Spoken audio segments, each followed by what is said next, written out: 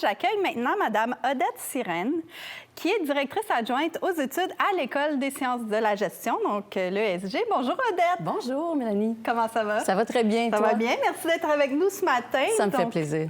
Donc ce matin, tu es ici pour nous parler du grade de BAA, Bac en administration des affaires, mais celui par cumul de programmes. Donc en quoi le BAA de l'ESG est distinct et différent des autres?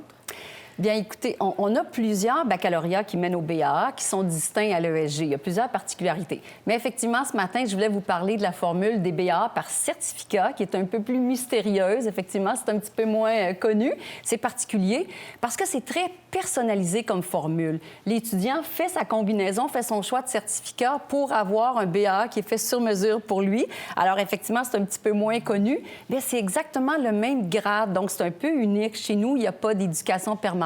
Donc, les clientèles sont mélangées dans les classes de jour et de soir. Alors, au final, on aura exactement les mêmes avantages, les mêmes spécificités que nos baccalauréats qui mènent au BAA, c'est-à-dire des possibilités de stage en fin de baccalauréat, des compétitions académiques auxquelles on encourage les étudiants à participer.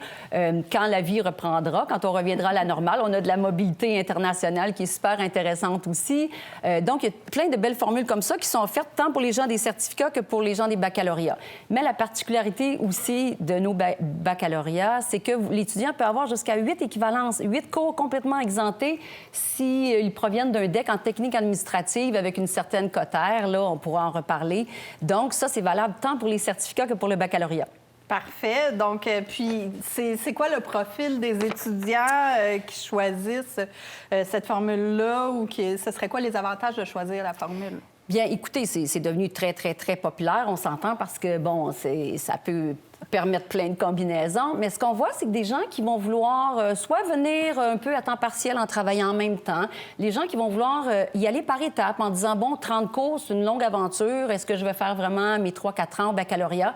Alors, ils vont par petites bouchées, ils font un certificat à la fois. On a quand même un papier à chaque 10 cours, donc ça peut être rassurant d'y aller avec cette formule-là. Puis on voit surtout aussi des gens qui arrivent du DEC en technique administrative, le DEC professionnel, parce qu'ils ont déjà une formation en gestion. Donc, quand ils arrivent chez nous, ils veulent tout de suite faire de la spécialisation. Puis ce qui est intéressant avec la combinaison de certificats, c'est que tout le monde fait un premier certificat de base, mais ensuite, on fait 2 spécialisations et non pas une.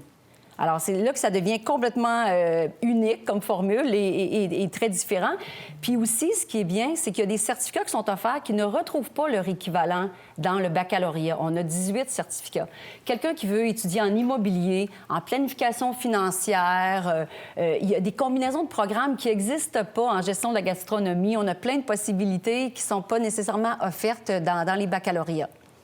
Donc, c'est parfait. Dans le fond, c'est un bac sur mesure. Puis, exactement. C'est ça, les gens qui arrivent d'un DEC technique, ils n'ont pas à refaire des cours d'introduction qui sont offerts au baccalauréat en administration, par exemple. Tout à fait, tout à fait. Donc, c'est intéressant. Donc, puis les employeurs, dans tout ça, ils en pensent quoi du bac par cumul? Bien, écoutez, depuis, on a tellement de diplômés maintenant qui sont sur le marché du travail, qui sont rendus à la direction des entreprises. Donc, je pense qu'on a fait le BAA, le certificat a fait ses preuves, d'autant plus que c'est exactement le même grade.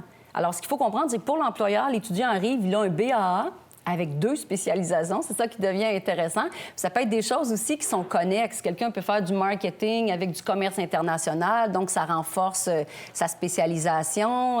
La planif financière avec l'économie, par exemple, pour mieux comprendre les mouvances du marché. Donc, il y a plein de belles possibilités. Et le fait que l'étudiant peut travailler en même temps, étudier à temps partiel, il y a plusieurs horaires de soir, le week-end, des cours intensifs, il y a plusieurs formules. Et c'est certain qu'au niveau du placement étudiant, comme l'étudiant est déjà sur le marché de l'emploi, dans bien des cas, ça facilite le placement. Donc, c'est une formule qui est vraiment gagnante. Parfait. Je sais que l'ESG offre 2 baccalauréats par cumul. Donc, on vient de parler du grade BAA, mais il y a aussi le baccalauréat en sciences de la gestion, le grade BSCG. C'est quoi la différence entre les deux? Puis est-ce qu'il y a d'autres grades possibles? Oui, tout à fait. Effectivement, j'ai beaucoup parlé du BAA, là, qui est plus connu, mais les gens qui choisiraient de faire un troisième certificat un peu connexe à la gestion, donc ça peut être choisi dans une autre faculté et même dans une autre université.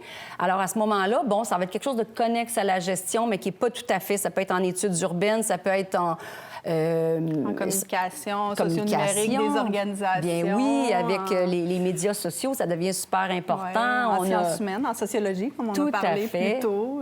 J'ai vu gestion de la construction à l'ETS, publicité à l'Université de Montréal, que nous, on n'offre pas. Donc, il y a plein de possibilités, et même chez nous, à l'UQAM. Donc, à ce moment-là, ce sera un bac en sciences de la gestion. Donc, un BSCG, une toute petite nuance, mais c'est tout à fait couru, là. C'est très populaire. Mais aussi, l'étudiant qui fait un certificat chez nous pourrait décider de le mixer avec d'autres certificats de l'UQAM et avoir un bac dans une autre discipline, en sciences humaines. Un bac SR, par exemple, là, qui est offert. Donc, les certificats offerts à l'ESG sont aussi offerts dans d'autres baccalauréats, dans les cheminements déjà prédéfinis, donc des autres baccalauréats de l'UQAM. Oui, c'est comme une mineure, finalement. L'étudiant peut faire, bon, un seul certificat chez nous en gestion, puis après ça, aller faire autre chose. Puis parce qu'on s'entend que de la gestion, il y en a partout. Donc, si on est en art, on peut finalement vouloir gérer un musée, gérer sa carrière artistique. Autant on peut travailler chez Hydro-Québec, chez Bombardier, autant on peut travailler pour une petite start-up, autant... Donc, tout est possible. Alors, on y adapte son cheminement. Puis justement, là, en parlant du cheminement des étudiants, l'étudiant qui est intéressé par le BAA, par cumul, est-ce que vous avez un cheminement plus particulier à proposer? Écoutez, j'aurais de la difficulté à vous dire, il y a tellement de possibilités avec les 18 certificats. Mais c'est sûr que nous, ce qu'on encourage, c'est de commencer par le premier certificat en administration ou en comptabilité générale. Donc, un certificat de base, c'est vraiment ce qui est encouragé. On va chercher les équivalences s'il y a lieu, puis on passe tout de suite à la spécialisation. Là, c'est ce qu'on recommande. Il y a quelques étudiants qui veulent commencer directement dans une spécialisation quand ils sont admissibles, là, mais on y va par motivation. Là. L'important, c'est qu'on arrive à nos fins. Bien, parfait. Merci beaucoup, Odette, pour toutes ces informations-là. On va passer à la période des questions du public. Tout à fait. Donc, d'ailleurs, on a une première question sur les conditions d'admission du BAA. Donc, ou dans un certificat en administration comme candidat adulte. Donc, c'est les candidats qui sont sur la base d'expérience. Donc, c'est quoi les conditions d'admission? C'est une excellente question parce que j'ai oublié de couvrir ça, en effet. À ce moment-là, il y a un certificat qui est administration de service. Bon, la question est excellente, en effet, qui est prévu justement pour les gens qui arrivent du marché du travail. Alors, on demande une expérience de travail, 21 ans, 2 ans d'expérience en entreprise, tout simplement. On commence par celui-là, puis après ça, on vous prendra en main. Inquiétez-vous pas, là, on a une belle équipe là, qui va vous aider à cheminer. Sinon, si vous entrez au certificat en administration classique, c'est 21 de cotère. J'ai oublié de le dire peut-être, là, comparativement à 25-26 au baccalauréat en administration. Donc, vous pouvez entrer au certificat avec 21 de cotère. Sinon, par la base d'expérience en administration de service. Voilà. Est-ce qu'il y a un minimum de crédit qui doit être acquis dans un... C'est une question de Aurel Jalbert. Donc, est-ce qu'il y a un minimum de crédit qui doit être acquis dans un bac par cumul par des cours de l'UQAM versus ceux suivis dans une ou plusieurs autres universités? Bien, chez nous, à l'ESG, on exige que vous ayez fait 50 de la formation chez nous. Donc, ça veut dire un certificat et demi, finalement. Il y a des équivalences qui peuvent être données dans un deuxième certificat, si vous en avez fait à l'extérieur. Mais donc, on peut reconnaître jusqu'à un certificat et demi de l'externe. C'est notre exigence. Pour être diplômé de l'UQAM, de chez nous, donc. Oui. Puis, donc, quelqu'un qui ferait un premier certificat à l'UQAM puis irait terminer sa formation de bac par cumul dans une autre université, il serait simplement diplômé de l'autre université? Pas nécessairement, parce que s'il a fait 2 tiers à l'UQAM, s'il a fait 2 certificats à l'UQAM, il va être diplômé de l'UQAM. Oui, non, mais c'est ça, s'il fait un seul certificat. Tout dépendamment, parce que le deuxième, on peut accorder des équivalences. Okay, là, mais il y a plusieurs possibilités. Des possibilités. Bien, chaque situation de chaque étudiant est différente, là, justement. Exactement. C'est l'avantage des programmes par cumul de programmes. On demande des précisions sur le 2 ans d'expérience, mais en fait, c'est dans n'importe quel domaine. Pour administration de service, il y a d'autres programmes qui exigent un 2 ans d'expérience dans le secteur de la gestion. gestion, Mais ce n'est pas le cas d'administration de service. On s'entend, vous voulez apprendre la gestion. On ne demandera pas que vous soyez déjà des gestionnaires. Donc, chez nous, c'est la base. Vous entrez, c'est 2 ans d'expérience en entreprise. C'est certain que si quelqu'un veut entrer directement en marketing, directement dans un certificat très spécialisé, là, on va dire, bien, ça prend de l'expérience dans ce domaine-là. Mais si vous entrez dans les certificats de base, on demande simplement 2 années en entreprise, puis à ce moment-là, on va apprendre la gestion donc, ensemble. En fait, ça peut être d'avoir fait de la vente, oui, d'avoir été animateur de camp de jour. Écoutez, n'importe quelle expérience, tant que c'est au moins 2 ans et 21 ans et plus, c'est reconnu. Exactement, là. C'est vraiment ça. Parfait. Donc, on va laisser le temps aux gens de voir s'il y a d'autres... Ah, bien, j'ai une question d'Annie Dallaire qui vient d'apparaître, justement. Un jeune qui n'a pas fait de maths enrichies au secondaire ni au cégep, est-ce qu'il peut être accepté? Comment ça fonctionne pour les cours de mise à niveau? Oui, c'est ça. Chez nous, on a décidé, on a fait le choix d'admettre les gens, les étudiants, et de leur donner un cours de mathématiques ou un examen à réussir.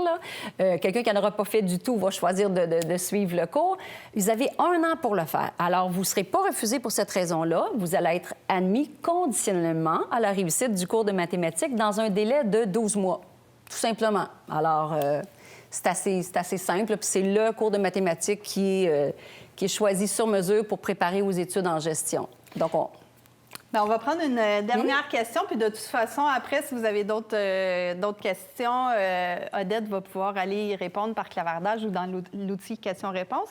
Donc, est-ce qu'il y a une liste des certificats admissibles pour obtenir le bac par cumul BAA ou celui BSC? Oui, tout à fait. Il y a un document que j'ai préparé qui vous sera envoyé, là, où vous avez justement, puis sur notre site web, là, c'est partout, là, donc où vous avez les combinaisons qui sont déjà prédéterminées, autant pour le BAA que pour le BSCG, là, oui, bien sûr. Oui, effectivement. En fait, sur le site étudier.uqam.ca, dans la section des programmes d'études, dans le menu de gauche, il y a un onglet baccalauréat par cumul, puis vous pourrez voir tous les cheminements préautorisés qui sont possibles à l'UQAM. Oui. Et j'ai oublié de vous dire qu'il n'est pas encore sur les sites officiels. On a un tout nouveau certificat en santé et sécurité dont on parlera plus tard. Oui, donc, on va voilà. vous faire une petite surprise tantôt. D'accord. Mais merci beaucoup, Odette.